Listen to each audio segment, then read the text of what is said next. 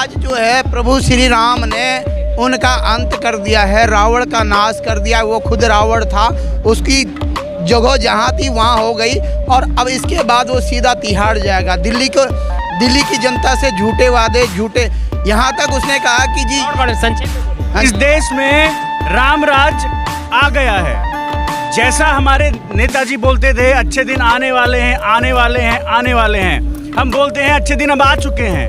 हमारे देश में राम राज आ चुका है, राम राज आ चुका है, आ चुका है, आ चुका है। जी जो सर मोदी जी ने बोला है कि हर उस चीज़ को देखा जाएगा जिन्होंने उसमें करप्शन किया है, ईमानदारी की झूठी छवि बनाई है, वो सब फाइलों को खोलेंगे और केजरीवाल के सामने जो न्यायालय में हम पेश करेंगे। और जो निर्णय को पता ही है, वो झूठ पे आज जेल से बाहर के खड़े हैं, बेल पे खड़े हैं, जेल से बाहर बेल पे खड़े हैं। वो तो ईमानदार तो ये नहीं है, वो वैचारिक पार्टी थी, विचारधारा पे नहीं थी उनके पास कोई।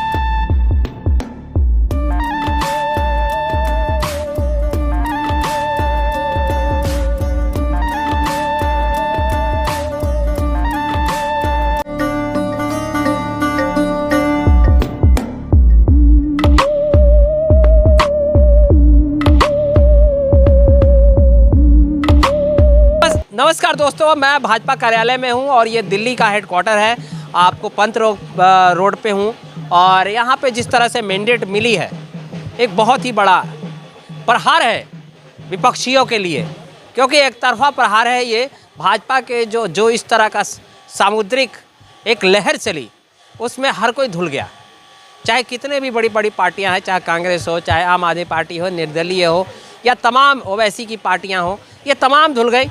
लेकिन इसके बीच में लगातार कवरेज करते हुए मुझे भाई साहब मिले हैं तेलंगाना से, और ये कुछ हमारे चैनल के माध्यम से कुछ शेयर करना चाहते हैं। क्या नाम है आपका? जय श्री राम, वंदे मातरम। मेरा नाम है सूरज मुद्राज हिंदू। मैं हैदराबाद में भाजपा के लिए काम करने को यहाँ पे आया हूँ।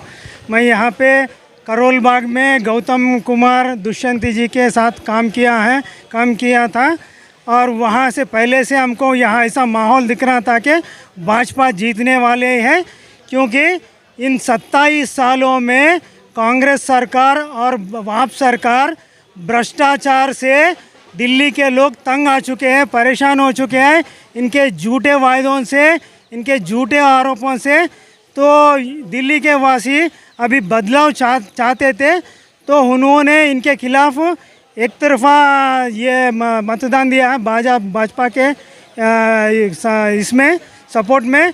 तो ये कांग्रेस पार्टी जो है भ्रष्टाचार की माँ जैसी है। कांग्रेस पार्टी का मतलब भ्रष्टाचार, भ्रष्टाचार का मतलब कांग्रेस पार्टी। कांग्रेस पार्टी दुनिया में सबसे ज़्यादा भ्रष्टाचारी पार्टी है। लेकिन यहाँ लड़ाई तो केजरीवाल जी के साथ ही आम आदमी पार्टी से थी। नहीं, ये 27 सालों से यही चलता आ रहा हुआ है। उस कांग्रेस पार्टी के पास आप पार्टी है, ये लोग समझा ये भ्रष्टाचार के खिलाफ एक योद्धा बन के जनता के सामने आया होता। पहले इन्होंने अन्ना हजारे को खंजर भोग के उनको धोखा दिया और झूठों वायदों से लोगों को 3 बार धोखा दे के सत्ता में रह चुका है। और ये दिल्ली दारू घोटाला करके खुद अपने गड्ढा खोद लेके उसमें गिर गए हैं और अरविंद केजरीवाल। और लोग इसके झूठे वायदों से और भाजपा के ऊपर झूठे आरोपों से, इसके भ्रष्टाचार से इतना तंग आ चुके हैं कि वो छुटकारा पाना चाहते थे। और उन्होंने इस चुनाव में उनको अच्छा मौका मिला है। उस मौके को दिल्ली वालों ने बहुत समझदारी के साथ इस्तेमाल करके इसको घर भी जाया है। तो ये जीत जो है ना, भाजपा के लिए बहुत बड़ी जीत है। लेकिन उससे भी बड़ी जीत ये दिल्ली जनता की है। दिल्ली जनता ने ये डेमोक्रेसी को जीत दिलाया, अपने लिए जीत दिलाया।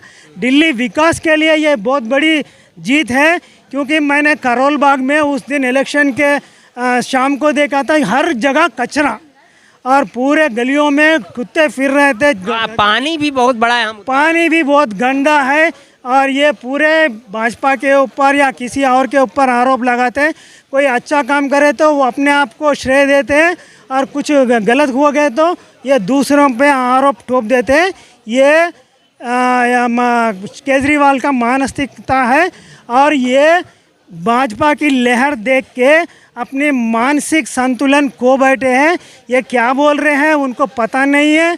तो जनता ने उनके मुंह पे जोर से एक तमाचा मारा है। उनके भ्रष्टाचार के ऊपर तमाचा है, उनके झूठे वायदों के ऊपर ये तमाचा है। और ये जो उनके जो वो भाजपा पे जो पता चल गया कि जुमलेबाज कौन था। हाँ? अब पता चल गया कि जुमलेबाज लोगों ने उनको जवाब दे दिया। भाजपा को जवाब देने की ज़रूरत नहीं है, लोगों ने अब जवाब दे दिया। अब तो ये भाजपा के लिए उनका रिस्पॉन्सिबिलिटी अभी बढ़ गया है। हम ऐसे बैठने वाले नहीं, हम पूरी शक्ति लगा के दिल्ली वालों के लिए काम करेंगे। हमारा एक ही पॉलिसी है, सबका साथ, सबका विकास, सबका प्रयास और सबका विश्वास। तो हम दिल्ली वालों के लिए हाँ, तो चलिए कोई नहीं, बहरहाल हाँ जी, बहुत अच्छी जीत हुई है साहब। और ये इस जीत के लिए हम चाहते थे दिल्ली वालों के लिए कि ये दिल्ली में भाजपा आए और केजरीवाल जाए। तो केजरीवाल तो चले गए, बहुत लंबा चले गए। हाँ जी, बहुत लंबा ही भेजना चाहते थे। मतलब अब तो दूर दूर तक भी नजर नहीं आते। अब तो उनके राजनीतिक साख बचाना भी है बहुत। वो जेल जाएंगे। हाँ जी, जेल जाने की तैयारी करवाएंगे उनसे। वो अभी ये दिल्ली ये दारू घोटाला है ना, उसके मुताबिक वो तिहाड़ जेल जाएंगे। वहाँ पे दिल्ली के रहेगा यू आर मोस्ट वेलकम करके तिहाड़ जेल पे बोर्ड लगाना देना चाहिए। और उस बीच में जब जेल जाएंगे हम उनको पैरोल पे बाहर निकाल के लाएंगे। जब जमुना साफ होगी उनमें उनको डुबकी लगा देंगे। जमुना साफ होगी तो उनको डुबकी लगानी चाहिए। अब क्या केजरीवाल जी की फाइलें खुलेंगी? हाँ, एक्चुअली क्या होगा आगे, क्या होगा? हाँ, क्या रणनीति होगी भाजपा की? बिल्कुल रणनीति हमारी स्पष्ट है कि CAG जो इस मोदी जी ने बोला है कि हर उस चीज़ को देखा जाएगा जिन्होंने उसमें करप्शन किया है, ईमानदारी की झूठी छवि बनाई है, उन सब फाइलों को खोलेंगे और केजरीवाल के सामने जो न्यायालय में हम पेश करेंगे। और जो निर्णय पता ही है, वो झूठ पे आज जेल से बाहर के खड़े हैं, बेल पे खड़े हैं, जेल से बाहर बेल पे खड़े हैं। वो तो ईमानदार तो वो नहीं है, वो वैचारिक पार्टी थी, विचारधारा पे नहीं थी उनके पास कोई विचारधारा नहीं थी। और केजरीवाल जी को सबक सिखाया दिल्ली के जनता ने। आप क्या कहें? बिल्कुल, केजरीवाल की तो कोई विचारधारा ही नहीं थी। वो कभी राम मंदिर का विरोध करते हैं, फिर दोबारा से राम भक्त बन जाते हैं चुनाव के टाइम पे। वो हिंदू होने का ढोंग करते हैं, लेकिन वाकई में हिंदू सनातन को वो मानते नहीं हैं। अभी आपने देखा होगा, आप तो न्यूज़ रिपोर्टर हैं, उन्होंने अभी कहा मैं राम भक्त हूँ, और हमारे बड़े नेताओं को कह रहे थे रावण के भक्त हैं। लेकिन आज जो है प्रभु श्री राम ने उनका अंत कर दिया है, रावण का नाश कर दिया। वो खुद रावण था, उसकी जगह जहाँ थी वहाँ हो गई। और अब इसके बाद वो सीधा तिहाड़ जाएगा। दिल्ली की जनता से झूठे वादे, झूठे, यहाँ तक उसने कहा कि जी संक्षेप में बोलिए। हाँ जी, इस देश में राम राज आ गया है। जैसा हमारे नेताजी बोलते थे अच्छे दिन आने वाले हैं, आने वाले हैं, आने वाले हैं। हम बोलते हैं अच्छे दिन अब आ चुके हैं। हमारे देश में राम राज आ चुका है, राम राज आ चुका है, आ चुका है, आ चुका है। वो इतना झूठा था वो कि उसने ऐसे बोला कि मैं ग्रंथियों को, मतलब मंदिर में जाके बोल रहा है आप मुझे सरका बना के दोगे तो मैं आपको ऐसा करूँगा। मतलब उसने मंदिर को भी झूठ बोलने से नहीं छोड़ा। तो कितना बड़ा झूठा आदमी है, तो आप सब दिख गया है। और जनता ने नकार दिया। सबसे बड़ी बात तो अब ये सब बातें स्पष्ट हो गई हैं कि भ्रष्टाचारी था, ईमानदार नहीं था, चोर था, जेल में गया। और अब जनता ने भी जान लिया है कि हाँ, गलत आदमी था और जनता ने हरा दिया है, और ये कभी लौट के नहीं आने वाले जीवन। तो हाँ, एक मिनट, इस तरह से आपने देखा कि अब जो है भाजपा के लिए अगला टारगेट क्या होगा? अगला टारगेट बहुत साफ है। सभी मैंडेट ने सरकार दी है, और यमुना की सफाई और प्रदूषण से लड़ना और पानी की सफाई, ये सब चैलेंजेज होंगे। और देखते हैं बहरहाल जनता की खुशियाँ कितना सारोकार रह पाती है। आप बने रहिए और देखते रहिए भारत न्यूज़ 24/7। और हमारे साथ जुड़ चुके हैं DB वाजपेयी, वरिष्ठतम नेता के रूप में माने जाते हैं भाजपा के। उनसे हम जुड़ते हैं। आज जिस तरह से मैंडेट मिला, सर क्या कहना चाहेंगे इसके बारे में? 27 साल के उपरांत कमल खिला है दिल्ली में। और जो जनता की आकांक्षाएं थी, जो केजरीवाल ने भ्रष्टाचार कर रखा था, दिल्ली की जनता जो त्रस्त हो चुकी थी, उससे निजात पाने का आज अवसर मिला है। और जनता ने भरपूर मैंडेट दिया है, भारतीय जनता पार्टी को, कमल को खिलाया है। तो ये मैंडेट मतलब दिल्ली की जनता ने किस तरह से करारा जवाब दिया है केजरीवाल ने जो झूठ का आतंक फैला रखा था, जो हर चीज़ में कि दिल्ली में नालियाँ बजा रही हैं, RWH को पेमेंट नहीं किया गया है किसी चीज़ का, बिजली के और पानी के बिल बड़े बड़े आ रहे हैं। पानी की भी बहुत किल्लत आ रही है। पानी तो आ ही नहीं रहा, बहुत सारे एरिया में तो पानी आ ही नहीं रहा है, और जहाँ पर भी आ रहा था वहाँ पर भी गंदे नाले गटर का पानी आ रहा था जो पीने लायक नहीं था। उस सब के खिलाफ जनता ने अपना आज स्वर देकर भारतीय जनता पार्टी को भारी बहुमत से विजयी बनाया है। तो आने वाले टाइम में भारतीय जनता पार्टी की क्या रणनीति रहेगी और क्या क्या काम हैं ऐसे जो दिल्ली में करेगी? वो भारतीय जनता पार्टी जो कहती है वो करती है। मोदी है तो सब कुछ मुमकिन है। मोदी जी के यशस्वी नेतृत्व में हमने प्रचंड जीत हासिल की है। जो भारतीय जनता पार्टी ने घोषित किया है उस सबको कार्यान्वित करेगी, पूर्ण करेगी, जनता की आकांक्षाओं पर खरी उतरेगी। इतनी % बहुमत से जीतना एक अपने आप में 27 साल का सूखा खत्म हो गया। तो क्या ये जो नज़ारा है, ये मैं कैमरामैन से कहूँगा चारों तरफ थोड़ा नज़ारा दिखाना, ये एक कहीं ना कहीं खुशी जाहिर कर रहा है। सारे कार्यकर्ताओं में उत्साह है कि हम लोग लोकसभा में तो 7 सीटें जीत रहे थे, लेकिन विधानसभा में कमल नहीं खिल पा रहा था। इस बार हम सबकी मेहनत रंग लाई है और कमल खिला है, इसलिए कार्यकर्ताओं में सब में उत्साह है। पूरी दिल्ली की जनता में उत्साह है, जो एक भ्रष्टाचारी शासन को उखाड़ फेंकने में अब लोगों ने सफलता पाई है। तो यूपी मॉडल में मतलब अब लगता है दिल्ली में भी चलेगा। डबल इंजन की सरकार वहाँ पे योगी जी और मोदी जी की चल रही थी, अब यहाँ पर वही मैंडेट पब्लिक ने दिया है। तो किस तरह का अनुभव है? नहीं, यहाँ पर भी जो डबल इंजन की सरकार है, डबल इंजन के सरकार के अपने फ़ायदे हैं।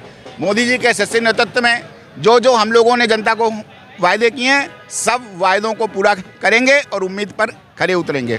चले, बहुत बढ़िया वाजपेयी जी से हमारी बात हुई। सर, आप भी वाजपेयी जी का साथ निभा रहे हैं, किस तरह का अनुभव रहा मतलब आज का दिन? और जब सुबह 12 बजे तो लगा कि आप बीजेपी जीत रही है, और बीजेपी स्टार्ट से ही दबाव बना रखी थी। स्टार्ट से ही जब रुझाने सामने आनी शुरू हुई तो एक तरह का मैंडेट मिलना शुरू हो गया था। क्या रहा अनुभव? अनुभव ये है, 27 साल का जो वनवास था बीजेपी को, उसको आपदा के इतना त्रस्त होकर के जनता ने मजबूर होकर के उन्होंने ऐसा गंदा काम किया है। झूठ बोलना, घोटाले करना, कोई काम नहीं करना, मुफ्त की राजनीति करना, इससे जनता त्रस गई थी पूरी दिल्ली की। और अंत में उन्होंने बीजेपी को पूरे बहुमत से विजयी बनाया है, और इसके लिए पूरी जनता का हम धन्यवाद देते हैं। और हम लोग जो भी बीजेपी ने वादा किया है उसको बीजेपी पूरा करती है। आपदा की तरह नहीं कि हमने बोलना है, झूठ बोलना है, कुछ काम नहीं करना है, ना फ्री बिजली है ना फ्री पानी है, खाली झूठ बोल करके लोगों को एक मृग मरीचिका कहा जाता है कि उसको आईना दिखाया जाता है। मृग मरीचिका की तरह लोग परेशान है कि हाँ भाई मुझे मिल रहा है लेकिन नहीं मिल रहा है। तो अब उससे हम लोग निजात पा चुके हैं। अब बीजेपी आ गई है, कमल खिल गया है। अब नया सवेरा कल हो जाएगा, हमारा मुख्यमंत्री होगा और जो भी वादा किए गए सारे पूरे होंगे। तो सर, मुख्यमंत्री कौन होंगे? आप थोड़ा इस पे बात हम लोग करते हैं। कौन लगता है, कौन उम्मीदवार है? भारतीय जनता पार्टी में हर कार्यकर्ता मुख्यमंत्री बन सकता है। ये हमारा फैसला हमारा यशस्वी नेतृत्व करेगा, और हमारे आदरणीय उपाध्यक्ष श्री पंडा जी ने कह दिया है कि 10 दिन के अंदर दिल्ली को बहुत ही उत्तम मुख्यमंत्री मिलेगा। तो जैसे अगर उच्च लेवल के नेताओं की बात की जाए तो रमेश बिदुड़ जी हैं, परवेश वर्मा जी हैं, OP शर्मा जी हैं, ऐसे मतलब लीडरशिप क्वालिटी भरी पड़ी है बीजेपी के पास। तो थोड़ा कठिन नहीं होगा चुनाव के लिए? आपने स्वयं ही कह दिया कि भारतीय जनता पार्टी में वरिष्ठ नेताओं की और अनुभवी नेताओं की कमी नहीं है। ये और हमारा कोई भी कार्यकर्ता मुख्यमंत्री बन सकता है, उस दायित्व को निभा सकता है, क्योंकि हमारे लिए राजनीति एक सेवा का माध्यम है। तो जो हमारा यशस्वी नेतृत्व निर्णय करेगा वो सबको स्वीकार होगा। तो सर, चलते चलते हमारे चैनल से क्या संदेश देंगे आज बीजेपी हेडक्वार्टर से? मैं पूरी जनता जनार्दन को बहुत बहुत धन्यवाद देता हूं कि आपने दिल्ली में कमल खिलाया है, और आपकी आशाएं और आकांक्षाओं की भारतीय जनता पार्टी पूर्ण करेगी। चले, बहरहाल वाजपेयी जी ने बहुत ही अच्छी बात कही, और बने रहिए, आप देखते रहिए राज के साथ, भारत न्यूज़ 24/7।